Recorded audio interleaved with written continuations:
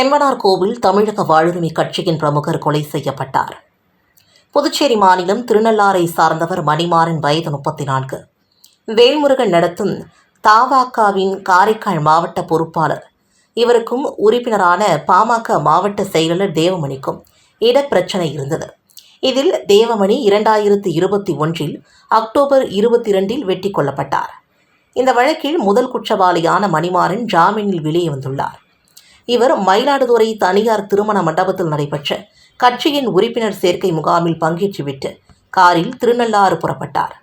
செம்பனார் கோவில் காலஹந்திநாதபுரம் தனியார் கல்லூரி அருகே சென்றபோது எதிரே 2 கார்களில் வந்த மர்ம கும்பல் காரை வழிமறித்து மணிமாறனை சராமரியாக வெட்டி கொலை செய்து தப்பியது. தேவமணி கொலைக்கு பழிக்கு பழியாக கொலை நடந்ததா என்று போலீசார் விசாரித்து வருகின்றனர். மளிகை கடை உரிமையாளர் தூக்கு போட்டு தற்கொலை செய்து கொண்ட விவகாரத்தில் அவர் எழுதி வைத்திருந்த கடிதத்தின் அடிப்படையில் தனியார் நிதி நிறுவன ஊழியர்கள் மீது வழக்கு பதிவு செய்யப்பட்டுள்ளது. திருக்குனூர் அடுத்த சோரப்பட்டு தென்னஞ்சாலை வீதியை சார்ந்தவர் பெரியண்ணசுவாமி, வயது 59, மளிகை கடை நடத்தி வருகிறார். இவருக்கு கௌரி என்ற மனைவியும் 2 மகன்கள், 1 மகள் உள்ளனர். இவர் கடந்த மார்ச் 15 வீட்டில் தூக்கு போட்டு தற்கொலை செய்து கொண்டார். இதுகுறித்து அவரது மனைவி கௌரி திருக்குனூர் போலீசில் புகார் அளித்தார். இதன் அடிப்படையில் போலீசார் சந்தேக மரணத்தின் 194 பிரிவின் கீழ் வழக்கு பதிவு செய்து விசாரித்து வந்தனர். கடந்த ஏப்ரல் 17 அவரது மளிகை கடையை திறந்து பார்த்தபோது அங்கு கடிதம் ஒன்று இருந்தது. இதில் தனியார் நிதி நிறுவனத்தில் பெற்ற கடனிற்காக தன்னை அவமானப்படுத்தியதால் தற்கொலை செய்து கொள்வதாக எழுதியுள்ளதாக அவரது மனைவி கௌரி மீண்டும் திருக்குனூர் போலீசில் புகார் அளித்தார். இதனையடுத்து அந்த கடிதத்தின் உண்மை தன்மை குறித்து விசாரணை மேற்கொள்ளப்பட்டது. இதில் கடிதம் பெரியண்ணசுவாமி எழுதியதுதான் என்பதும் சமீபத்தில் உறுதியானது. இதனையடுத்து நிதி நிறுவன மேலாளர் ஜெயச்சந்திரன், ஊழியர் முருகன் ஆகியோர் மீது தற்கொலைக்கு தூண்டியதாக வழக்கு பதிவு செய்து விசாரித்து வருகின்றனர். புதுச்சேரிக்கு 1400 பயணிகளோடு வருகை புரிந்த சுற்றுலா சொகுசு கப்பலுக்கு எதிர்ப்பு தெரிவித்து அதிமுக மாநில செயலாளர் அன்பழகன் தலைமையில் அதிமுகவினர் துறைமுகத்தை முற்றுகையிட்டு போராட்டத்தில் ஈடுபட்டதால் பரபரப்பு ஏற்பட்டது. புதுச்சேரியில் சுற்றுலாவை மேம்படுத்தும் வகையில் சூதாட்டம் மற்றும் கேளிக்கை நிகழ்ச்சிகளுடன் கூடிய சுற்றுலா சொகுசு கப்பல் விசாகப்பட்டினத்திலிருந்து சென்னை வழியாக 1400 பயணிகளோடு புதுச்சேரி துறைமுகத்திற்கு இன்று காலை வந்தடைந்தது.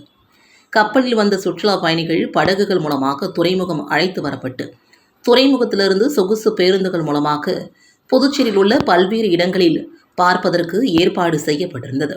இந்நிலையில் புதுச்சேரிக்கு வருகை புரிந்த சுற்றுலா சொகுசு கப்பலுக்கு எதிர்ப்பு தெரிவித்து புதுச்சேரி மாநில அதிமுக சார்பில் கண்டன ஆர்ப்பாட்டம் நடைபெற்றது. உப்பளம் அதிமுக தலைமை அலுவலகத்திலிருந்து மாநில செயலாளர் அன்பழகன் தலைமையில் புறப்பட்ட அதிமுகவினர் உப்பளம் துறைமுகத்தின் நுழைவு வாயிலை முற்றுகையிட முயன்றனர். அப்போது போலீசார் அவர்களை தடுக்கவே அவர்கள் அங்கேயே சாலையில் அமர்ந்து புதுச்சேரி அரசை கண்டித்து கண்டன கோஷங்களை எழுப்பினார்கள்.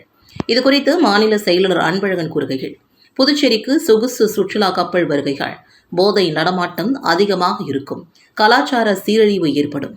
எனவே அரசு இதனை உடனடியாக தடுத்து நிறுத்த வேண்டும். இல்லையென்றால் மாநில அளவில் போராட்டம் நடத்தப் போவதாக எச்சரித்தார். பல்வேறு எதிர்ப்புகளையும் மீறி புதுச்சேரிக்கு வந்தடைந்த சுற்றுலா சொகுசு கப்பல் பயணிகளை சுற்றுலாத்துறை செயலாளர் மணிகண்டன் பூங்கொத்து கொடுத்து வரவேற்றார். சென்னையிலிருந்து விசாகப்பட்டினம் வழியாக புதுச்சேரிக்கு கார்டிலா என்ற தனியார் நிறுவனத்திற்கு சொந்தமான சொகுசு கப்பல் இன்று காலை புதுச்சேரிக்கு முதல் முறையாக வந்தது. இந்த சொகுசு கப்பலில் 1800 பேர் பயணம் செய்தனர். இதில் புதுச்சேரி கலாச்சாரத்தை தெரிந்தவர்களுக்காக சொகுசு படகிலிருந்து சிறிய படகு மூலமாக துறைமுகம் அழைத்து வரப்பட்ட சுற்றுலா பயணிகளை சுற்றுலாத்துறையின் செயலர் மணிகண்டன் பூங்கொத்து கொடுத்தும் தமிழ் பாரம்பரிய முறைப்படி அனைவருக்கும் வெள்ளை நிற பட்டுத்துண்டு அணிவித்து வரவேற்றனர். பின்னர் அவர்களை சொகுசு பேருந்து மூலமாக புதுச்சேரி சுற்றுலாத்துறை சார்பில் புதுச்சேரி சுற்றுலா தலங்களுக்கு அனுப்பி வைக்கப்பட்டனர். புதுச்சேரி வந்த அவர்கள் அரவிந்தோ ஆசிரமம், மனுகுல விநாயகர் கோவில், ஆரோவில் உள்ளிட்ட முக்கிய சுற்றுலா தலங்களுக்கு அழைத்து செல்லப்படுகின்றனர். பின்னர் 4 மணி அளவில் மீண்டும் துறைமுகம் திரும்பும் சுற்றுலா பயணிகள் நடுக்கடலில் நிறுத்தி வைக்கப்பட்டுள்ள கார்டிலா சொகுசு கப்பலுக்கு சென்று பின்னர் இரவே சென்னை திரும்புகின்றனர். பிஎஸ்சி நர்சிங் படிப்பிற்கு நடைபெற்ற நுழைவுத் தேர்வின் மெரிட் லிஸ்ட் வெளியிடப்பட்டுள்ளது. புதுச்சேரி அரசு மற்றும் தனியார் செவிலியர் கல்லூரிகளில் உள்ள பிஎஸ்சி நர்சிங் படிப்புகளுக்கான அரசு ஒதுக்கீட்டு இடங்களை நிரப்புவதற்கு சுகாதாரத்துறை சார்பில் நுழைவுத் தேர்வு கடந்த 29ஆம் தேதி நடைபெற்றது. புதுச்சேரி பெத்தி செமினார் மேல்நிலைப்பள்ளி, காரைக்கால், மாகே மற்றும் ஏனாம் என 9 மையங்களில் நடைபெற்ற நுழைவுத் தேர்வை 1876 பேர் தேர்வு எழுதியுள்ளனர்.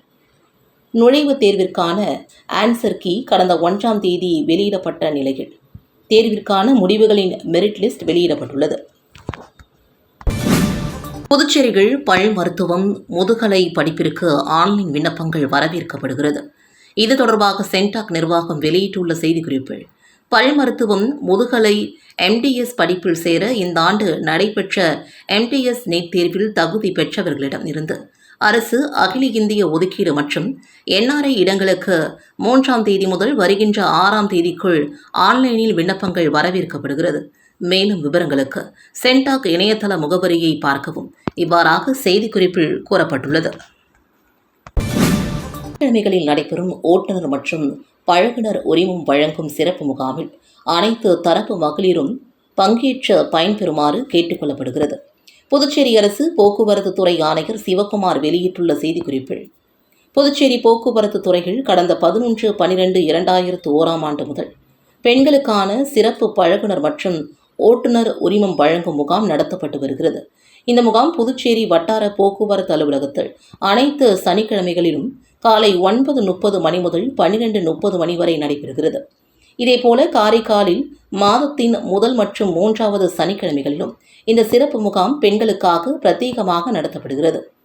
இந்த வசதியை அனைத்து தரப்பு மகளிரும் உபயோகப்படுத்தி வாகன பழகுனர் மற்றும் ஓட்டுநர் உரிமத்தை பெற்று வாகனங்களை ஓட்டி விபத்தில்லா மாநிலமாக புதுச்சேரியை மாற்றிட வேண்டும் என்றும் இதில் கூறப்பட்டிருக்கிறது. திருபுவனை சட்டமன்ற தொகுதிக்குட்பட்ட நல்லூர் காலனியில் கழிவுநீர் வசதியுடன் கூடிய தார் சாலை அமைக்கும் பணிக்கான பூமி பூஜையை சட்டமன்ற உறுப்பினர் அங்காளன் பூமி பூஜை செய்து பணியினை தொடங்கி வைத்தார்.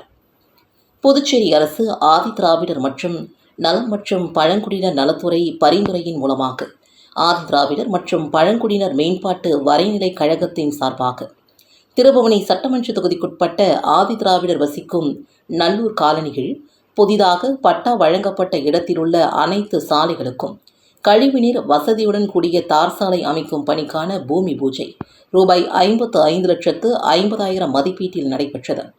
இதில் திருபுவனை தொகுதியின் சட்டமன்ற உறுப்பினர் அங்காளன் கலந்து கொண்டு விழாவிற்கு தலைமை தாங்கி பூமி பூஜை செய்து பணியினை தொடங்கி வைத்தார்.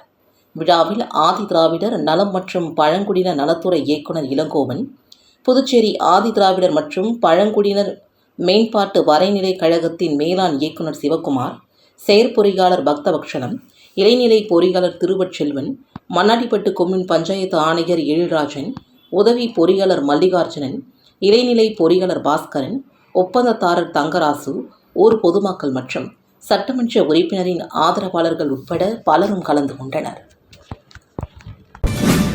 காரைக்கால் நாடார் மகாஜன சங்கம் சார்பில் தமிழ்நாடு மற்றும் புதுச்சேரி மாநில அளவில் பள்ளி மாணவர்களுக்கான காமராஜர் பேச்சு போட்டி மற்றும் 10 மற்றும் 12ஆம் வகுப்பு தேர்வில் அதிக மதிப்பெண் பெற்ற மாணவ மாணவியர்களுக்கு பரிசுகளும் ஊக்கத்தொகைகளும் வழங்கப்பட்டது.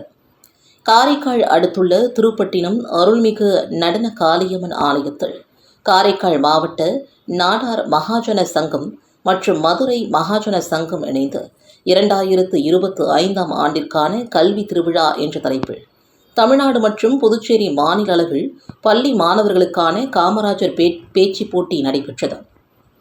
இப்போட்டிகளில் 500க்கும் மேற்பட்ட மாணவ மாணவியர் கலந்து கொண்டனர். கல்வி புரட்சியில் காமராஜர் வேளாண்மை வளர்ச்சிகள், காமராஜர் புதிய வரலாறு படைத்த புனித தலைவன், காமராஜரின் சிந்தனைகளும் செயல்களும் நாட்டின் உலகளாவிய வளர்ச்சிகள், காமராஜரின் எளிமையும் வலிமையும் என்ற தலைப்பில் பேச்சு போட்டிகள் நடைபெற்றது. இதில் வெற்றி பெற்ற மாணவ மாணவிகளுக்கு பரிசளிப்பு விழா மாலையில் நடைபெற்றது. முதல் பரிசாக ரூபாய் 7,000, 2ஆம் பரிசாக ரூபாய் 5,000, 3ஆம் பரிசாக ரூபாய் 3,000 வழங்கப்பட்டது. 2, 10 மற்றும் 12ஆம் வகுப்பு பொதுத் தேர்வில் அதிக மதிப்பெண் பெற்ற மாணவர்களுக்கு பரிசுகளும் பள்ளி உபகரணங்களும் வழங்கப்பட்டது. மதுரை மகாஜன சங்கத்தின் தலைமை ஒருங்கிணைப்பாளர் திரு அவினி மாடசுவாமி அவர்கள் தலைமையில் நடைபெற்ற நிகழ்ச்சிகள் முன்னாள் சட்டமன்ற உறுப்பினர் கீதானந்தன், மயிலாடுதுறை மாவட்ட மகாஜன சங்க தலைவர் வலதெரு பாஸ்கர் மற்றும் காரைக்கால் மாவட்ட நாடார் மகாஜன சங்க பொருளாளர்கள் திரளாக கலந்து கொண்டனர். நிகழ்ச்சியின் ஏற்பாடுகளை காரைக்கால் மாவட்ட நாடார் மகாஜன சங்க இளைஞரணி தலைவர் SRK கார்த்திக் மற்றும் திருமலை ராயன்பட்டினம் நாடார் உறவின் முறை சங்க செயலாளர் KTR சிறப்பாக செய்திருந்தனர். கிரிக்கெட் அசோசியேஷன் ஆஃப் பாண்டிச்சேரி சார்பில் 2ஆம் ஆண்டு பிரீமியர் லீக் கிரிக்கெட் போட்டி வருகின்ற 6ஆம் தேதி தொடங்கி 27ஆம் தேதி வரை நடைபெறுகிறது. போட்டிகளை நேரில் காண வருமாறு கிரிக்கெட் ரசிகர்களுக்கு CAB தலைவர் அழைப்பு விடுத்துள்ளார். இது தொடர்பாக செய்தியாளர்களை சந்தித்த கிரிக்கெட் அசோசியேஷன் பாண்டிச்சேரி தலைவர் தாமோதரன், இந்தியா கிரிக்கெட் கட்டுப்பாடு வாரியத்தின் அனுமதியோடு கிரிக்கெட் அசோசியேஷன்ஸ் ஆஃப் பாண்டிச்சேரியின் 2ஆம் ஆண்டு பாண்டிச்சேரி பிரீமியர் லீக் கிரிக்கெட் போட்டிகள் வருகின்ற 6ஆம் தேதி மாலை புதுச்சேரி துத்திப்பட்டில் உள்ள CK மைதானத்தில் தொடங்கி 27ஆம் தேதி வரை நடைபெறுகிறது. பகல் இரவு ஆட்டமாக நடைபெறவுள்ள T20 கிரிக்கெட் போட்டிகள் Villianur Mohit kings, Oussudu accord warriors, Mahe Mylo strikers, Karaikal ட்ரெட்ஸ், ரூபி வைட்டவுன் லெஜெண்ட்ஸ், ஜெலிட் ஏனாம் ராயல்ஸ் உள்ளிட்ட 6 அணிகள் பங்கேற்கிறது. இந்திய கிரிக்கெட் கட்டுப்பாடு வாரியத்தின் ஆன்ரிட் கரெக்ஷன் யூனிட் மேற்பார்வையில் நடைபெறவுள்ள இந்த போட்டியை பார்க்க வரக்கூடிய ரசிகர்களுக்காக CAB நிர்வாகம் சார்பில் சிறப்பான ஏற்பாடுகள் செய்துள்ளதாக தெரிவித்த தாமோதரன், இந்த போட்டியை ஸ்டார் ஸ்போர்ட்ஸ் நிறுவனம் ஃபேன்கோட் தமிழ் வர்ணையோடு நேரடி ஒளிபரப்பு செய்கிறது என்றும் கிரிக்கெட் போட்டிகளை கண்டு மகிழ அனைவரும் வருக என்றும் அழைப்பு விடுத்தார். புதுச்சேரியில் Rotary club of Puducherry elite சங்கத்தின் புதிய தலைவர் பதவியேற்கும் விழா தனியார் விடுதியில் நடைபெற்றது. புதுச்சேரி ஹோட்டல் அக்கார்ட் தனியார் தங்கும் விடுதியில் Rotary club of Puducherry elite சங்கத்தின் புதிய தலைவராக சரவணன் அவர்களும் சங்கத்தின் பொதுச் செயலாளராக செந்தில்குமரனும் 2025-26ஆம் ஆண்டிற்கான புதிய நிர்வாகிகளாக பதவியேற்றுக் கொண்டனர். நிகழ்ச்சியில் சிறப்பு விருந்தினராக சங்கத்தின் மாவட்ட ஆளுநர் ஆனந்தன் அவர்கள் கலந்து கொண்டு சிறப்புரையாற்றினார். புதுச்சேரி ட்ரேடர்ஸ் ஃபெடரேஷன் தலைவர் திரு பாபு அவர்கள் நிகழ்ச்சியில் கலந்து கொண்ட அனைவரையும் வரவேற்றார். சங்கத்தின் துணை ஆளுநர் அருண் தீபாய்ந்தன் புதிய நிர்வாகிகளுக்கு பதவி பிரமாணம் செய்து வைத்தார். மேலும் நிகழ்ச்சியில் சந்திரசேகரன், சரவணன், மோகன்ராஜ், செந்தில்குமார் ஆகியோரும் கலந்து கொண்டனர். நிகழ்ச்சிக்கான ஏற்பாட்டினை Rotary club of Puducherry elite சங்கத்தின் நிர்வாகிகள் சிறப்பாக செய்திருந்தனர். புதுச்சேரியில் 30 ஆண்டுகளுக்கு பிறகு சந்தித்த முன்னாள் மாணவர்கள் கேக் வெட்டி நடனமாடி உற்சாகமாக கொண்டாடினர். புதுச்சேரியின் பழமையான பாத்திமா ஆண்கள் பள்ளியில் படித்த முன்னாள் மாணவர்களின் சந்திப்பு நிகழ்ச்சி தனியார் விடுதியில் மாலை நடைபெற்றது. 30 ஆண்டுகளுக்கு முன்பு படித்தவர்கள் தங்களது நண்பர்களை ஒரே இடத்தில் சந்திக்கும் ஆர்வத்தில் கூடி மகிழ்ந்தனர். இப்பள்ளியின் முன்னாள் மாணவரான முன்னாள் அரசு கொறடா ஆனந்தராமன் கேக் வெட்டி அனைவருக்கும் ஊட்டி வாழ்த்துக்களை பரிமாறிக்கொண்டார். தொடர்ந்து நடந்த மெல்லிசை நிகழ்ச்சிகள் பலரும் இளமை பருவம் திரும்பி வந்தது போல துள்ளி நடனமாடினார்கள். வயது முதிர்ந்து நரைக்கூடிய நிலையிலும் தங்களது மாணவ பருவத்தை மறக்காமல் இளமை துள்ளலுடன் மகிழ்வுடன் அனைவருமே பிரிந்தனர்.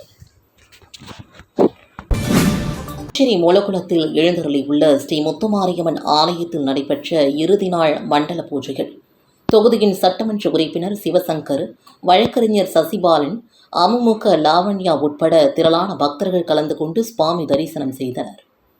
புதுச்சேரி மூலகுளத்தில் எழுந்தருளியுள்ள ஸ்ரீ முத்துமாரியம்மன் ஆலயத்தில் கடந்த 16/5/2025 அன்று மகா கும்பாபிஷேகம் நடைபெற்றது. கும்பாபிஷேகம் முடிந்து 48 நாள் மண்டல பூஜைகள் நடைபெற்று வருகிறது.